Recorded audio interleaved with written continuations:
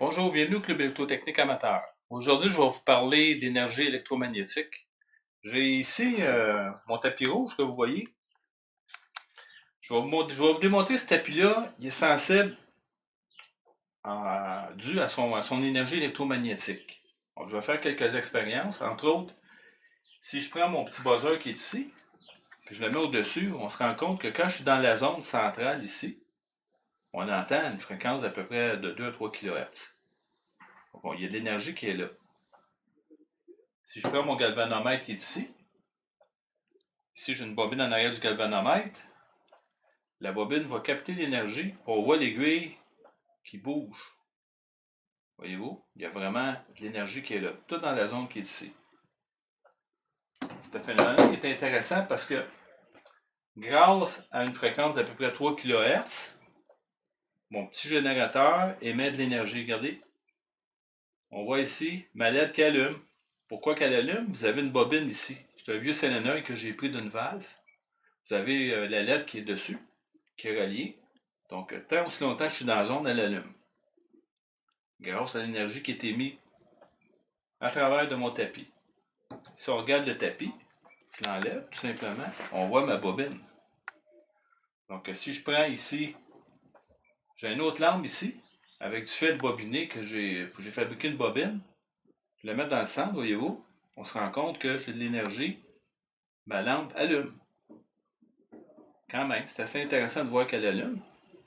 Et ça, tant aussi longtemps que je suis dans le centre de ma bobine. Grâce à la zone électromagnétique. L'énergie au centre de la bobine. Donc, c'est un principe qui est simple, mais qui est fonctionnel. On voit l'énergie, ces principes-là sont utilisés partout dans l'industrie. En télécommunication, on utilise des principes électromagnétiques comme ça pour justement créer une induction à travers une matière. Donc, le principe de fonctionnement, ça vous prend une source d'alimentation de 6 volts. J'ai fait le dessin ici.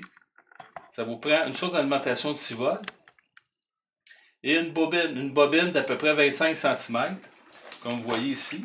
Elle mesure à peu près 25 cm de diamètre. Et cette bobine-là est fabriquée de 30 tours. 30 tours. Dans le fond, vous avez deux bobines de 30 tours qui sont reliées ensemble. Donc, si on regarde le schéma, par rapport à ce que j'ai ici en réalité, vous avez 4 fils. Il y a 2 fils qui sont reliés ensemble pour rejoindre les deux bobines et 2 autres fils, un au collecteur et un à la base, avec une résistance de 150 ohms. Ce genre de générateur-là fonctionne en saturation magnétique. C'est un oscillateur très simple qui va osciller des alentours d'à peu près 3 kHz. Le transistor, c'est un 2N3055. Ça prend un transistor avec un dissipateur de chaleur parce que le courant qui va être tiré par la source de tension va être d'à peu près 2 ampères.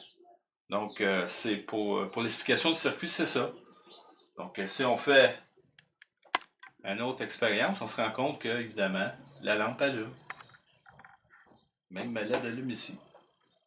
On voit qu'il y a vraiment de l'énergie qui circule partout. Donc, je pense que c'est un principe qui est intéressant à connaître. Donc, je vous laisse là-dessus en vous disant à la prochaine. Merci.